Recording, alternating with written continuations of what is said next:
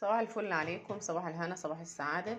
كل سنة وانتم طيبين يا رب بمناسبة شهر رمضان الكريم. احنا النهاردة هنعمل معاكم المشروب الرسمي عندنا في البيت لشهر رمضان. ده كمية كده ايه مش كبيرة من البلح.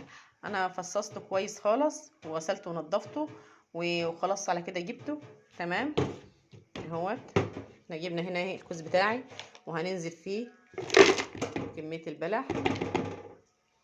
تمام، وهننزل عليه بكوبايه كده ايه الا ربع سكر، والسكر ده بتاعك على حسب ما انت عايزه.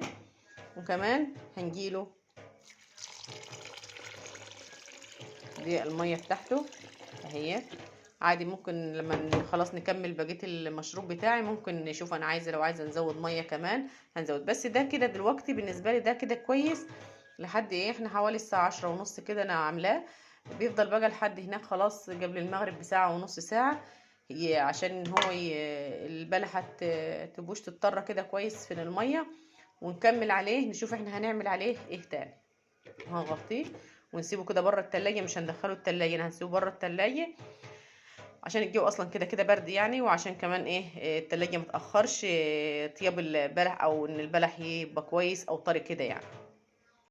تعالوا بقى نشوف احنا هنكمل ازاي على البلح بتاعنا اللي احنا بلناه. كده البلح بتاعنا اهو جبته. تمام، وده زبيب انا المفروض كنت نحطه مع البلح بس صراحة انا نسيته، فاحنا هننزل بالزبيب عليه. تمام، وده صبع موز هنقطعه كده، نقسمه الأربعة ونقطع اهو قطع يعني ايه مش كبيرة جو. انا ما بنعملش كميات كبيرة لان احنا افراد مش كتار. تمام اهيت. وكمان زيه معايا 4 حبات من الفراولة،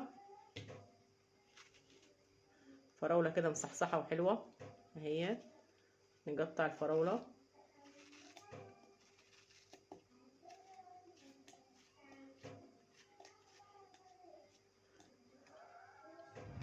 ده بالنسبة لنا كده يا جماعة، ده المشروب الأساسي والرئيسي عندنا في رمضان.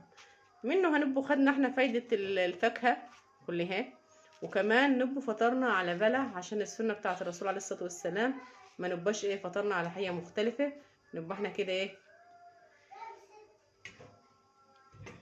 وادي كمان واحداية اهي.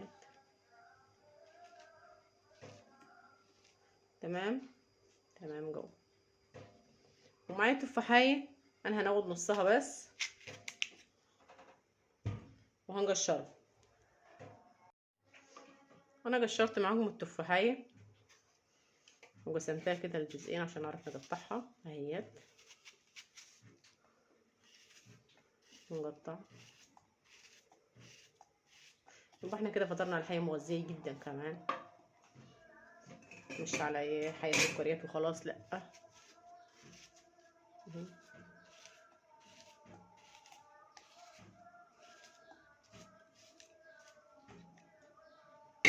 وهنقلب ده كله. احنا طبعا عاملين السكر، حاطين السكر مع البلح عشان يشرب منه. ده كده تمام تمام خالص. انا كده قبل المغرب حوالي بساعة هنسيبه بقى لحد الاذان عشان نعرف نفضيه ويبقى ايه خد كله الطعم من بعض. احنا كده خلاص هنصب المشروب بتاعنا اهو.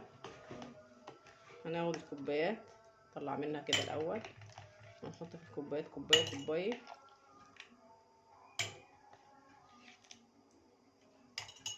ماشي، ودي الكوبايه الزغنطوطه دي عشان دبدوبه هي بالصوم يعني، بس حبه حبه على قد يعني مش صيام صيام يعني.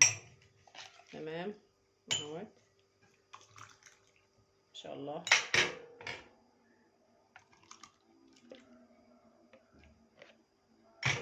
بقى واخد اللون بتاع البلح وطعم كل الفاكهه فيه، حاجه حلوه والله عظمه من الاخر كده اهوت. وبكده بقى عندنا اطعم والذ مشروب ومشروب مفيد خالص. يا ريت تعملوه في رمضان وتجربوه وتقولوا لي ايه رايكم في الكومنتات.